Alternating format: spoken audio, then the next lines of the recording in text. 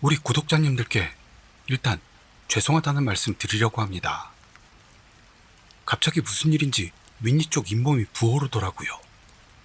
그래서 나아지겠거니 했는데 세상에 이게 점점 커지더니 아주 난리가 났더랬죠.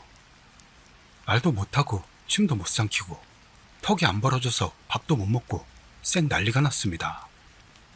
얼굴은 반쪽이 짱구처럼 퉁퉁 붓고요. 코딱지도 못 파고요. 치과에서는 염증 가실 때까지 약을 먹고 보자는데 밤에는 잠도 못 자는 상태니 녹음은커녕 컴도 켜지도 못했습니다. 이 몸이 늙어가나 봐요. 쌍놈 거. 그래서 지금은 많이 나아진 상태라 일단 녹음부터 가보려 합니다. 정말 죄송합니다. 너그러우신 치규 구독자님들의 많은 양해 바랄게요. 그럼 시작하도록 하겠습니다. 어느 날의 두 채널. 재미삼아 친구들과 셋이 주카이에 간 일이 분명 이상한 놈을 만났어 라며 시작한 이 스레. 그 후 아무도 예상하지 못했던 결말이 되어가는데요. 오늘 주카이에 갔는데 거기서 이상한 놈을 봤어. 주카이에 간 이유는 꼭 시체가 보고 싶어서 갔던 게 아니고 어디까지나 주카이 특유의 분위기를 즐겨보고 싶었을 뿐이었다는 일. 들어간 곳에다 표식을 하고 헤매지 않도록 주카이 안으로 들어갔다고 합니다. 재미삼아서 그런 곳에 가지마. 들어가는 건 상관없는데 줄 같은 건 제대로 회수해라 등등. 일에 대해 충고를 날리는 스레 주민들.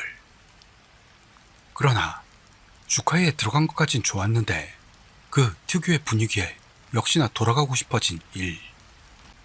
그러는데 친구 A가 야 저거 누구냐 하며 큰 나무 쪽을 가리켰습니다. A는 원래부터 사람을 놀래키길 좋아하는 그런 녀석이라고 이름 말합니다. 또 오냐? 생각해 무시하려는데 이번에는 친구 B가 진짜 있어 하길래 이른 둘이 말하고 있는 나무 뒤쪽을 봤습니다.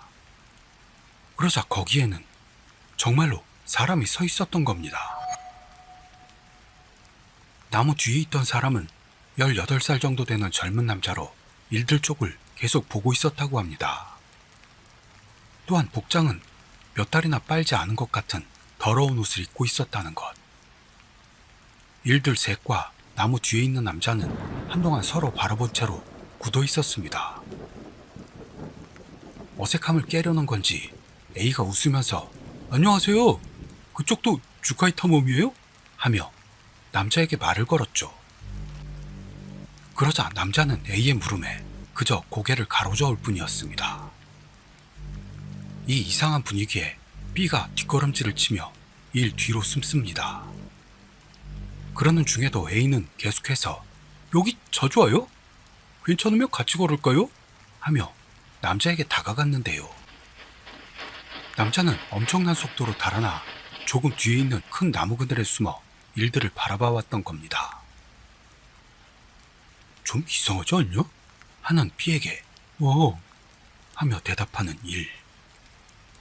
이 둘은 확실히 쫄고 있었습니다만 왜 도망가는 거지? 웃으면서 그다지 쫄지 않은 것 같은 A. 이제 그만하자. 끝난 걸로 해. 일이 제안하니 A도 그러네 하며 일의 의견에 동의합니다. 이때의 모습에 대해 일은 A가 시종 싱글대서 기분이 나빴지만 나무 뒤의 남자 쪽이 더 기분 나빴다라는 것. 그렇게 의견이 맞아 걷기 시작한 일들 뒤에서 소리가 들렸다고 합니다. 돌아봤더니 그 남자가 아까와 같은 위치에 나무가 있는 곳까지 와 있었다 하는 거죠. 뒤를 돌아본 일들은 다시 남자와 마주보는 형국이 된 것으로 움직일 수가 없게 됐고 이 무시무시한 상황에 지릴 것만 같았다 라는 괄약근이 약한 일은 A와 B의 손을 끌고 출구를 향해 달립니다. 그러자 A가 웃으면서 뭐야 저거 진짜 이상하잖아 하니까 뭐야 저거 인간이냐? 라는 B. 일은 몰라 그냥 돌아가자 하며 타고 온 차를 향해 달렸던 겁니다.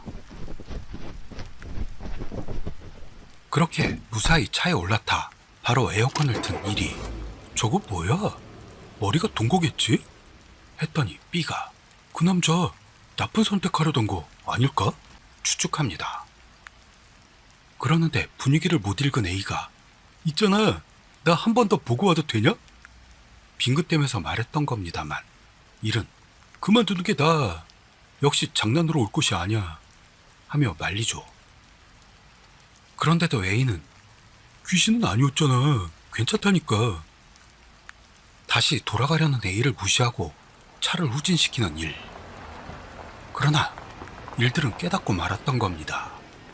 일들이 들어갔던 숲의 숲을 속에서 그놈이 이쪽을 보고 있는걸요. 일들의 이 상황에 아직 계속이야? 무서운데. 이런 상황에서 A처럼 텐션 높은 놈들이 제일 짜증나. 왜냐면 난 쫄보니까. 너무 무서운 나머지 이쯤에서 이야기가 끝나길 바라는 스레 주민이나 자기가 쫄보라 A의 텐션에 화가 난다는 제멋대로의 스레 주민 등 반응은 가지각색이었던 겁니다. 남자를 발견한 A는 봐봐 있잖아, 갔다 올게 하며 말리는 B의 말도 듣지 않고 차에서 뛰어나가 주카이로 달려들어갔습니다. A의 제멋대로인 행동에 차 안에서 아연실색하는 일과 B. 일은 잠깐 보고 올게, 너는? 하고 B에게 묻습니다만 B는 갈 리가 있겠냐? 하며 거절합니다. 그러나 일이 그럼 여기서 기다려 하고는 시동을 껐더니 무서워졌는지 B는 나도 갈게 하더니 일과 함께 A를 쫓아갔던 겁니다. 한 사람을 차에다 놔두면 사망 플래그가 세워지지 라는 플래그에 민감한 스레 주민. 그렇게 입구 근처까지 간 일들이었습니다만 A의 모습은 보이질 않습니다. 거기서 아까 그 남자가 있던 나무 쪽으로 가보자 하면서 B가 선두에 서게 되고 일들 둘은 주가이 안으로 들어갑니다. A를 찾아서 들어간 길은 양쪽이 높은 언덕 경사면에 끼어 있어 계곡같이 되어 있었다, 이런 말합니다. 길 폭은 넓었기 때문에 일과 B는 주변을 살피면서 A를 찾습니다. 그러자 B가 갑자기 잠깐, 그놈이 있어, 저쪽 나무 뒤에 하면서 뒷걸음질 치다가 엉덩방아를 찢습니다. 일은 놀라서 B가 말하는 나무 쪽을 봤는데요. 분명히 그 남자가 서 있었습니다.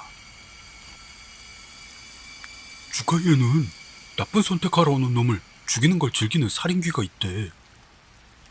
스레아는 이런 긴박한 분위기 속에서 주가이에는 살인 마니아가 있다며 어디에서 주워온 도시전설 같은 걸 떠들며 불안을 부추기는 놈이다, 나라면 이미 지를 수준이다 말하는 스레 주민까지 나타나 지린내나는 스레로 변해갔던 겁니다. 아까와 마찬가지인 모습으로 일들을 물끄러미 바라보는 남자의 이상함에 놀라 자빠질 것 같았다 라는 일과 이미 울기 시작한 B는 도망치면 또 쫓아온다 하는 공포로 움직이지 못하고 있었습니다. 그러는데 저 안쪽에서 A의 모습이 나타났던 겁니다. 그리고 A는 일들을 발견하더니 니들 둘이 다 온 거야? 진정한 친구구만. 여전히 웃으며 걸어옵니다. 하지만 일이 저기 그놈 있다니까 경고하자 저쪽으로 도망쳤는데 있을 리가 있나 하는 말을 해왔는데요. A도 굳어버리고 말았던 겁니다. 일들이 놓인 상황에 공포로 절규하는 스레 주민들. 끼야, 으아, 실제라면 그냥 오줌 쌌다. 일의 말로는 A도 새파래졌다 라는 것. 남자는 천천히 A 쪽을 향하고 나서 다시 일들 쪽을 바라봤습니다. 그러자 A가 협공하면 어떻게 될까? 하는 터무니없는 말을 꺼냈던 거죠. 잠깐만. 일은 말을 막습니다만 A는 상관 않고 일들이 있는 곳으로 달려옵니다. A와 일들 사이에 끼어있던 남자는 뛰어오는 A 쪽을 향하더니 그 표정이 이리 말하기로는 살짝 초조해져 있었다로 보였답니다. 달려오는 A와 일들 쪽을 번갈아 바라보고 있던 남자는 필사적으로 길 옆 경사면을 뛰어오르려고 합니다.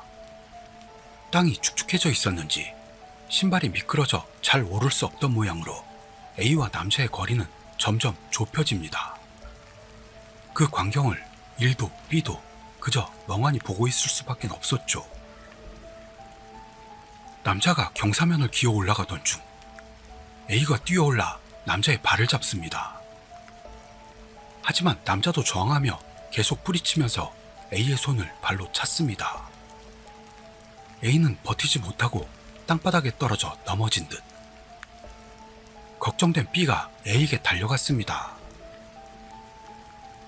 이런 A의 행동에 위화감을 느낀 스레 주민들에게서 이 남자가 불쌍하다, 쫓아서 돌아다닌다든가 발을 잡는다든가 보통이라면 본 적도 알지도 못하는 사람한테 그런 짓은 안 하잖아 같은 당연한 목소리들이 올라오고, 주가에서 본 이상한 놈이란 게 A 말인 거냐? 라는 어느 스레 주민의 의견에 많은 놈들이 동의합니다. 그런데 이야기가 아직 중간인데도 불구하고 이 글을 끝으로 일이 스레로 돌아오는 일은 없었던 겁니다. 이야기 도중에 사라져 돌아올 기미도 없는 일에게 위험한 상태에 빠진 거 아냐 걱정하는 주민도 나타납니다만, 진상은 어둠에 묻힌 채 이 스레는 막을 내렸던 겁니다.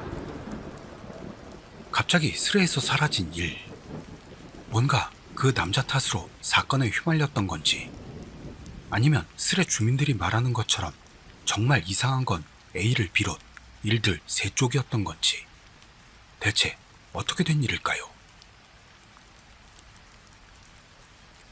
오늘은 짧아서 한 편 더 준비해봤습니다. 저의 사죄라고 봐주세요. 헤매던 마을. 회사의 상사가 겪은 옛날 이야기로 15년 정도 전의 일이라고 합니다. 당시 아직 사회생활을 막 출발했던 상사는 모현 모초에 있는 신설된 사무실에 배속되었습니다. 공장 병설의 그 사무실은 시가지를 멀리 벗어난 산속에 덩그러니 있어서 밤에는 차들도 지나다니지 않는 외진 곳이었습니다. 사무실 앞에서 현도를 우측으로 한참을 가면 저스코가 나옵니다. 왼쪽으로 한참을 가면 이웃 어떤 마을로 들어가지만 마을 중심부 촌락까지는 한참이 걸리는 그런 입지 조건이었습니다. 그날 상사는 일을 도맡아 홀로 잔업을 한 끝에 지쳐 사무실 문을 닫았습니다. 혼자 사는 아파트로 차를 몰다가 깜빡 길을 잘못 들은 걸 깨달았죠. 오른쪽으로 나아가야 할 길을 왼쪽으로 나갔고, 차는 이미 그 어떤 마을로 들어가서 한참이 지난 듯 했습니다. 차량들도 없어서 솔직히 길을 돌려나왔으면 좋았을 걸 상사는 옆길로 들어서게 됩니다. 크게 빙 돌면 원래의 길로 나오겠지 생각했기 때문입니다만, 구획 정리가 된 것도 아닌 시골길은 그렇게 되지 않는 법입니다.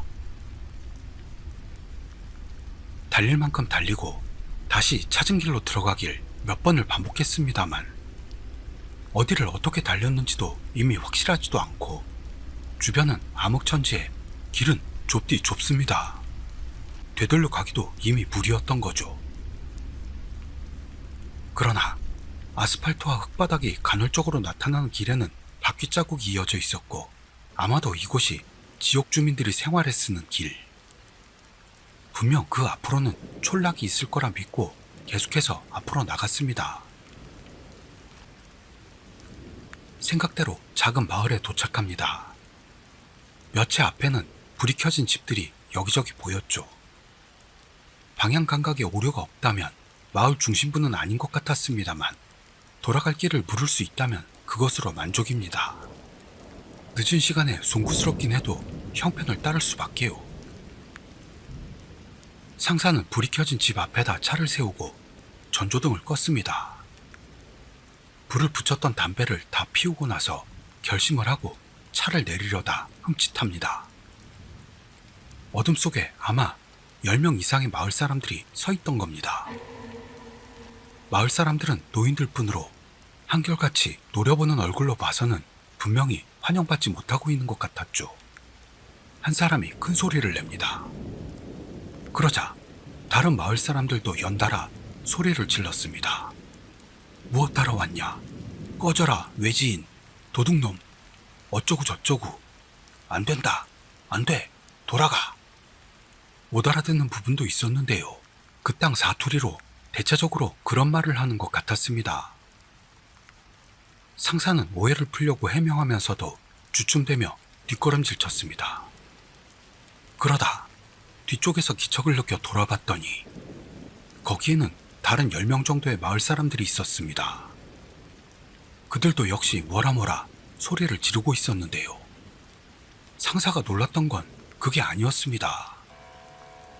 상사의 얼굴 바로 밑에서 자그마한 노파가 염주를 들고 상사를 올려다보듯 하며 무언가를 외우고 있었던 겁니다. 심상치 않은 분위기에 압도되어 상사는 차로 돌아가 엑셀을 밟았습니다. 마을 사람들은 상사를 쫓아내려고만 하고 있을 뿐 쫓아오려는 기색은 없었습니다. 멀리 뒤에서 아마도 노파의 것인 듯한 외침이 들렸습니다. 나중에 알게 된 사실로 미루어 보면 외우고 있던 연불의 최종 마무리 구호 같은 것으로 그것은 상사를 향한 것이었던 것 같았죠. 결국 촌락을 빠져나와 정신없이 달렸더니 마을을 나와 옆 현에 이르게 된 겁니다. 국도를 크게 돌아 집으로 돌아갈 수 있던 건 아침나절이었습니다. 다음 날부터 상사는 눈에 띄게 몸이 나빠졌습니다. 일을 못할 정도는 아니었으나 몸이 무겁고 식욕도 없고 해 억지로 먹어도 3일 동안 5kg가 빠졌다네요. 일주일을 지났을 무렵에는 모습도 바뀌어 동료들도 진심으로 걱정해주기 시작. 종합병원에 갔습니다만 어디에도 이상은 없었습니다. 마을에서의 체험으로 충격을 받았을 뿐이라 생각. 무기력한 자신을 분발시키려 했는데요. 회복되지가 않았습니다. 어느 날 관공서에 기업 담당자를 방문할 일이 있었습니다. 담당자는 젊고 나이도 비슷해 사이가 좋았죠.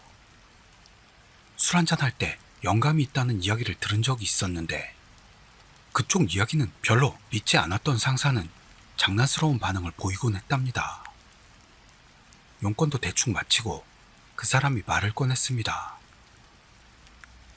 어차피 또 장난으로 생각했지만 몸 상태에 관련된 것이니 진지하게 들어줬으면 한다고요. 그 사람이 말하길 상사의 몸 상태는 저주로 인해 달라붙은 것이며 액마기를 받는 쪽이 좋으니 잘 아는 저를 소개해주겠다는 것입니다. 상사는 그의 영감을 믿지는 않았습니다만 지푸라기라도 잡는 심정으로 그가 전화를 넣어준 절로 향했죠. 절의 주지스님은 침착한 모습으로 상사를 맞이하고는 지극히 담담하게 액마기를 해주었습니다. 액마기가 끝난 뒤 거짓말처럼 회복한 상사는 그런데도 아직 저주를 반신반의한 채 그 마을에서의 체험을 주지스님에게 털어놓았습니다. 스님은 그 촌락이 토착민의 어떤 풍습을 지금도 굳건히 지키고 있다는 것을 알려주었습니다. 그 풍습이란 아주 옛날 타관 사람에게 잘자리를 빌려줬던 집주인이 아기를 빼앗긴 것에서 비롯된 촌락의 자기 방위책이며 마을에서 태어난 지 얼마 안 된 아기가 있을 때는 외부에서 온 사람을 맞이해서는 안 된다는 것이랍니다. 풍습은 언제부터인지 점점 심해져 쫓아버린 타관 사람이 다시는 촌락으로 돌아오지 못하도록 기도사가 외부인을 저주하여 죽이게 된 것이라고 하네요. 상사는 그날 밤 봤던 노파와 그 외침을 떠올렸습니다만 그런데도 저주 같은 건 믿고 싶지 않았습니다. 그러나 그 마을에서 본 것은 남자도 여자도 모두 노인들 뿐이었던 느낌이 들어 젊은이들이 나오지 않았던 건 어째서일까?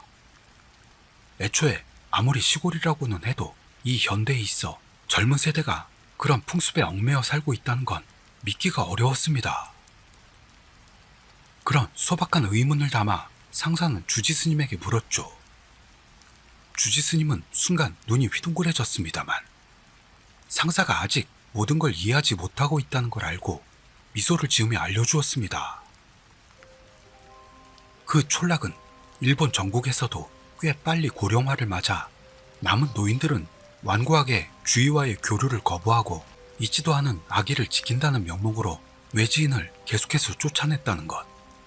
그리고 그 결과 촌락이 없어진 지 이미 30년 이상 지났다는 사실. 그 말을 들었을 때 전신에 오한이 돋던 걸 상사는 지금도 잊을 수가 없다고 했습니다. 이후 상사는 귀신의 존재를 믿게 되었다고요. 후일담입니다. 관공서와 관련된 공동 상담회 같은 이벤트가 끝난 뒤 담당자의 운전으로 상사는 그 촌락에 갔다네요. 물론 아직 해가 뜬 시간대에 말이죠. 관공서 사람은 굉장히 싫어했다는데요. 상사는 진지했습니다. 동승했던 거래처 사람은 들떠 있었다나요.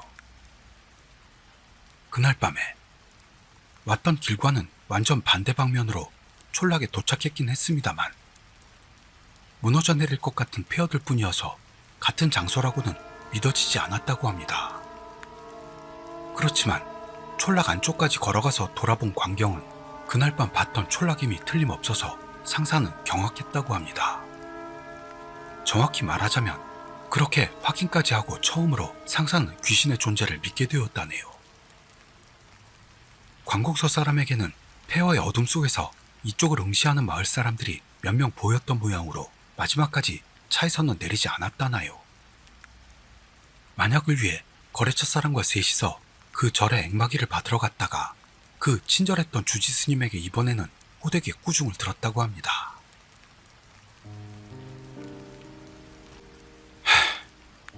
발음도 잘 안되고 죽겠네요. 그래도 용서해 주실 줄 믿고 오늘은 여기까지 하겠습니다. 저는 다음 이야기에서 뵙도록 하죠. 감사합니다.